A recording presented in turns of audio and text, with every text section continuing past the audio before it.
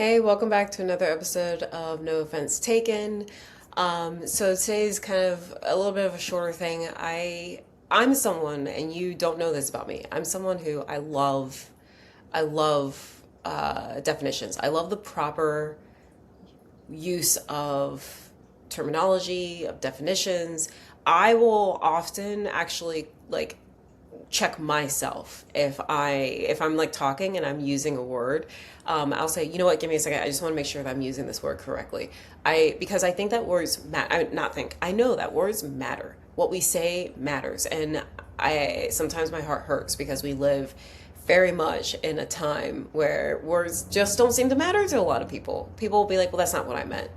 Then you need to say what you meant and not leave us to try to deduce it, right? And I'll take people literally quite often, and I know that it annoys a lot of people, and I get it. But what you say is what I'm gonna go by.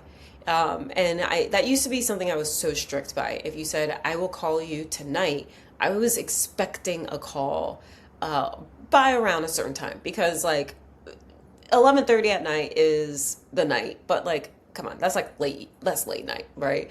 And so I used to be really, really strict, and I've loosened my grip a little bit, but I refuse to loosen it too much because I do think that that's how we become really, negligent with how we communicate with people. And so the more that I'm getting into this podcast, the more the topic of offense comes up. It comes up in my news feed, it comes up in my conversations, it comes up, in myself. I was joking, I have not been as offended by things as I have been since I started this podcast. And that just tells me that maybe God is using it to work some things out in me for sure, which is enjoyable. But when I've been having these conversations, I find that we use the word offense for so many things. To the point where we don't actually use the word like insult. I don't know the last time I heard someone say that was really insulting or that insulted me or I insulted him. We say like, I felt really offended. That was really offensive. I found it really offensive. And so the more that we use one word as a blanket word, it it makes me curious. So I want to dive into some of the definition a little bit, and maybe it will spark some thought process for you, not only in how you use general words, but also like, are you offended, or is it something else, right? So, I know I've read the definition of offense before, but I'm going to reference three words, and I'm going to use Merriam-Webster online, the dictionary. So for offense, you have one, something that outrages the moral, physical senses. Um, such screaming is an offense to my ears, right? Two, the act of displeasing or affronting. And to be the state of being insulted or morally outraged. I thought that was interesting because a lot of the times when I've looked up the word offense, I've also seen um, displeasing or resentful.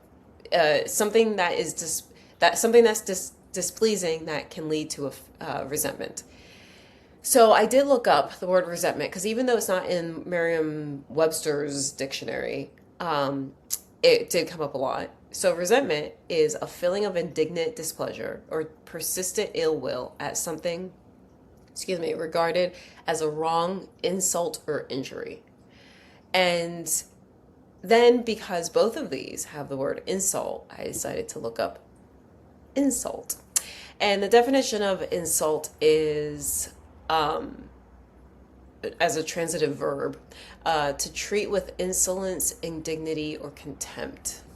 It goes on, as a noun, a gross indignity, an instance of insolent or contemptuous speech or conduct. Two, injury to the body or one of its parts. Um, I think that when we look at these definitions, it makes the word offense, yes, still broad, but like maybe we're using it too much. Because if I'm talking about something that's insulting, ultimately I'm saying that I felt I was treated with contempt or indignity. My dignity was not being taken into consideration. We use that word when we say it was really insulting when you called me out like that in front of so many people. It was really insulting when you didn't invite me to that thing, right? Uh, those are definitions, those are instances and examples that we are really used to. However, like I said, I don't hear the word insult as much as I hear the word offense. And when we are looking at the definition of offense, again, we're looking at a definition that says the act of displeasing or affronting, that state of being insulted or morally outraged. And so ultimately, one of the big differences here is that an insult is when a thing happens, but offense is when we exist in that state. And so ultimately, a lot of times when people are talking about, that was really offensive to me, what you're actually saying is, you insulted me, and then I existed in that. I held that. I decided to maintain that. So, like I said, I've been having more of these conversations. And just like last night, I had a conversation with a couple friends where we were discussing how a pastor ended a sermon. Or it was somewhere in the sermon. I actually didn't listen to the sermon. Probably should have, but I didn't. But at some point in the sermon, he referenced gender roles, and that one person hadn't felt offended by this. Um, and I've thought about that for me, and I've experienced the same thing. You're listening to a pastor, you're like, this so far so good, man. Now, I will even point that out. When you're like, so far so good, that's pretty much you being like, I'm waiting for you to say the wrong thing. I'm waiting for you. So I'm actually existing in a state of offense preemptively, and I'm going to get to that in a second. But she hears this conversation about gender role, and she feels offended, and she walked herself through why she felt that way and what she wanted to let go of and hold on to. And I was thinking about that when I was thinking about definitions, because there's an insult that does take place.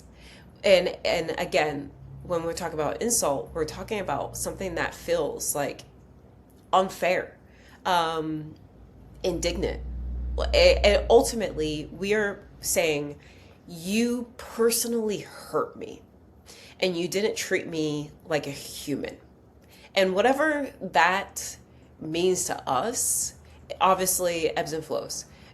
Someone can treat me like complete junk, and I'm not insulted because I'm thinking about, well, I know who I am and I'm seeing who you are. And so this doesn't even matter because you are, nowhere near where I am, right?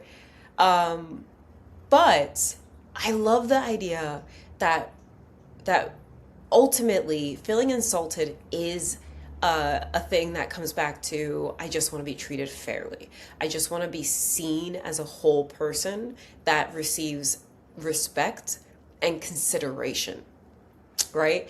And so when we feel that initial insult to something, like, I can't believe that you would say that. I can't believe that you would call me out like that. I can't believe that you would, reference my weight that way. I can't believe that you wouldn't invite me to this. It's ultimately a cry of, I want to be treated as a whole person. I want to be treated with the same respect that you treat other people.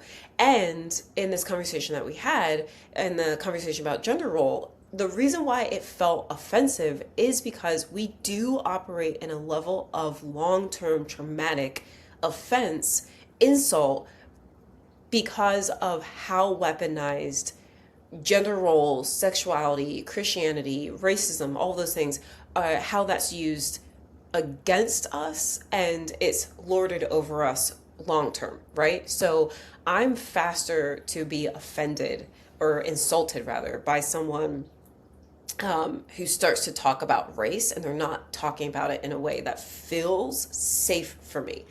And that matters because it's not that they are inherently saying anything racist, it's that the trauma response of when people have started to talk this way, it's ultimately open wounds or been really insulting or has put me in a position to either have to like ignore what they're saying that's actually really harmful or to defend myself for existing on this planet. And then that rolls into the bigger problem of like, why can't I just be treated the same way and given the same respect that you receive and give to people who look like you, right? And so it's a long term thing. So it is realistic and understandable that we are existing in a state of offense that we're always having to navigate when it comes to certain things. The friend of mine that was giving us this insight, she is queer. So she operates, whether she realizes it or not, but most people a minority space do recognize that it's that thing is always kind of right under the surface and you're always kind of paying attention to how people interact with you, react to you, communicate with you, what they post about, what they speak on, what they don't speak on, all those things. You take all that into account very, very, very quickly. And a lot of people don't recognize that. They don't know it. But again, that's a different time. I just found it interesting, this concept that we get to choose if we're insulted by something. And we also get to choose if we're going to be offended.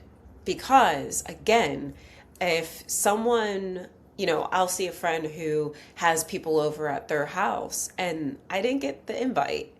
And it's easy to be like, oh, wow, they didn't invite me to that. That feels insulting because why am I not being treated the same way as those friends? However, I also don't feel offended, right? I may feel insulted initially, but I don't feel offended because then I'm like, well, they do drink more than I typically do, and they do smoke, and maybe that's why she didn't invite me, and that's okay because our friendship is solid, and it's good. Now the offense actually comes where like maybe our friendship isn't solid, and so like that triggers a resentment, right? Or it triggers an injury, an emotional injury. It pokes on an emotional injury, right?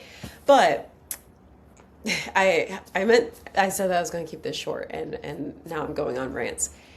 The thing that I wanted to point out, because I feel offended if someone says it's your choice if you want to be insulted or not. It's your choice if you want to be offended. And when people have said that to me, admittedly, it's typically been some like, white guy that I'm like, oh, is it my choice if I want to be offended? Is it my choice? Do I just get to be like, that doesn't bother me? And then I want to like tell them all the history of America and like rub their face in like the dirt of the Underground Railroad but it is true. And the reality is that what I'm feeling at that spot is the same thing I'm feeling with that long-term offended state of something that feels really, really big and really out of our control. Is the idea that this thing is so out of my control and it's been used so much to treat me and make me feel and create the environment around me that other people also operate in that facilitates how I feel of unfairness and indignity. And I want to challenge people, when you are using words, most of the time you're not offended. You're not offended unless you carry it with you. You're not offended unless you are talking about it for the next day or more. And when you are in that space, it's the exact same as, I don't know, I just can't shake this anger. I can't shake this sadness. I can't shake this feeling like I'm messing up. Those are states of existence that are usually triggered by something. Like you get fired, or you get broken up with, um, or the news happens, and then you're spending the next week being like, I'm just so angry. I'm so angry. I can't shake this anger. The problem is that we now live in a society where it's very me centric, and it's not necessarily that people weren't me centric before. It's just that you don't have as many opportunities to be me centric, and usually there is someone that kind of like popped you down and humbled you a little bit. Because now, if I want to make me feel good, I can just go onto my Instagram and post a photo of myself, and then see compliments roll in about how I'm really great, how I'm really pretty, how I'm right. And if someone comes onto my page and they disagree with something, I go, this is my space. This is my page. Please exit. We can do that.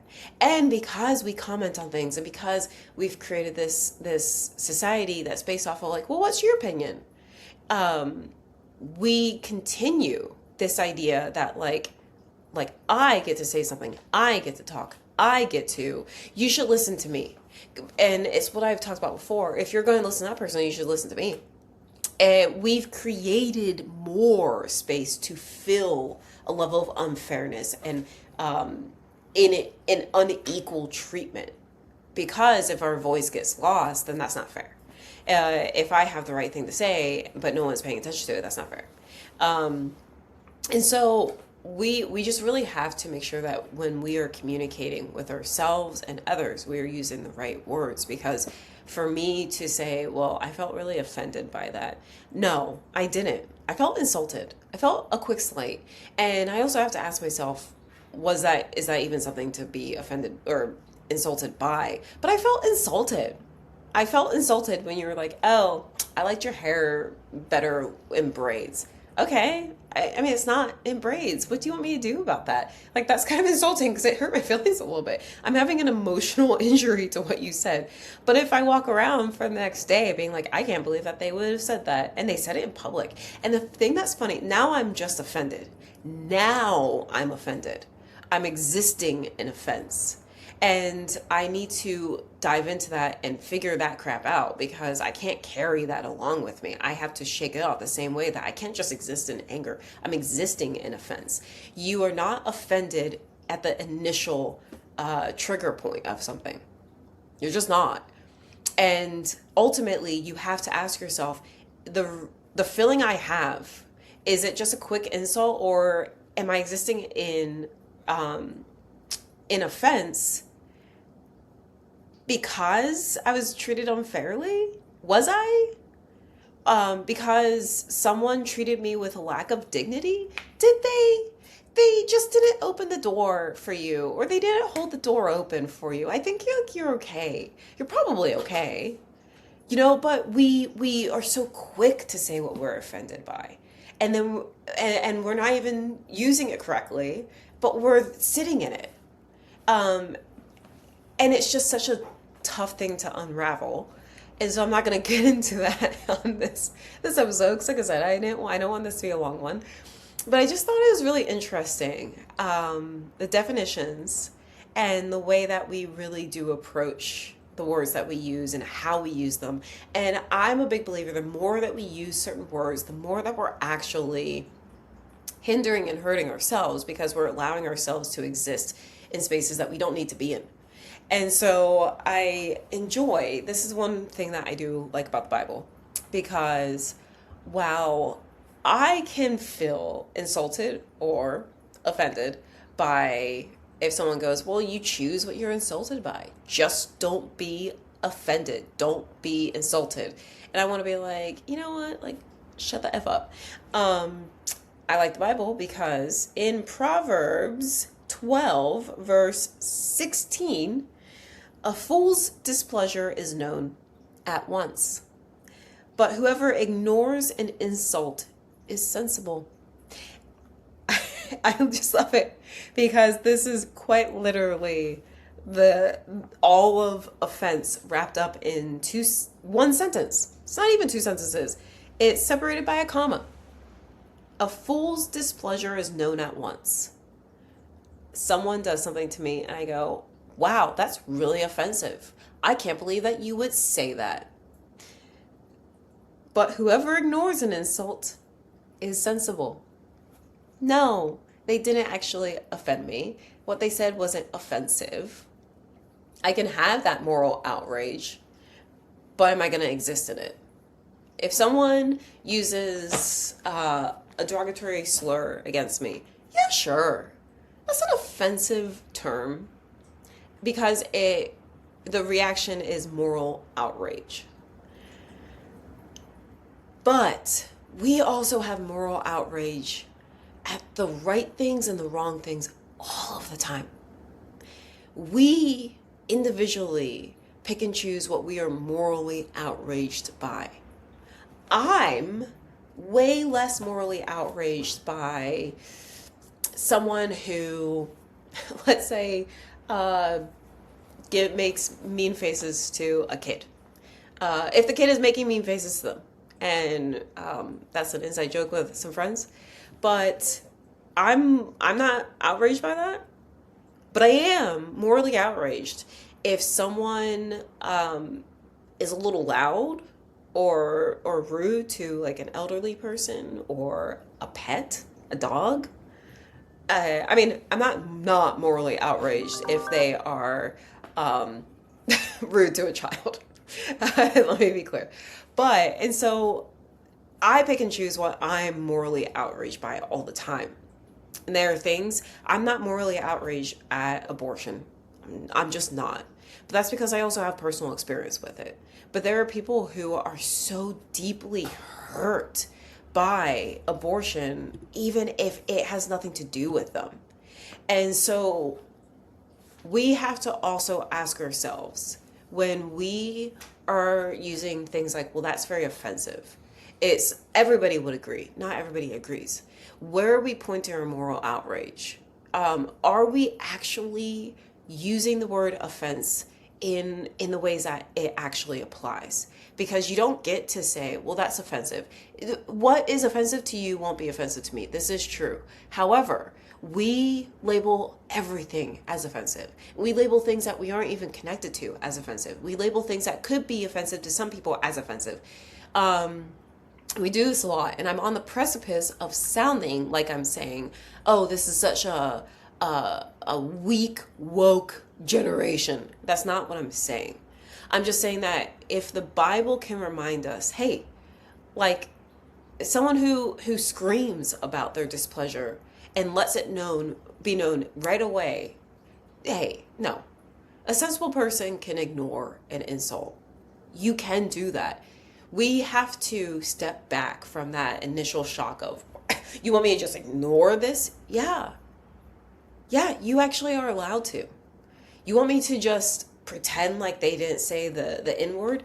I do it actually all of the time. I do it a lot. We get to choose those things. That doesn't mean that we condone them. It's just how we react to them. It's what we carry with us. There are things that you don't have to carry with yourself. You don't have to carry that every person that looks like this and starts sentences this way is someone that's bad. You don't have to carry that. You can have that experience and you can have that be a pain point, but you don't have to allow it to flare up and dictate how you feel for the next hour. I encourage you, look at definitions. Understand what you are actually saying. Are you calling something the right name? And that goes into more things, and I'll definitely get to that in an episode because that also applies to you. Stop saying I'm easily offended. I'm just someone who's offended. I am offended by. You feel offended. You are existing in offense right now. But you don't have to label yourself that way. You don't have to label everything that way. And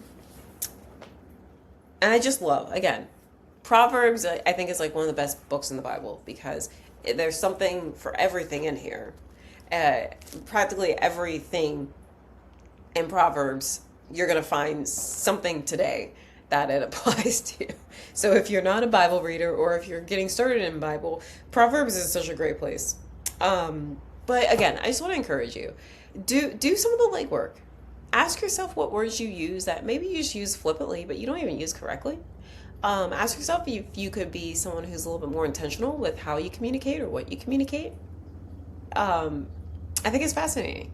And again, I love the fact that we can just address that more often than not. You're not offended, you're just insulted. And you can let that go. So I hope that you do. I will talk to you guys next week.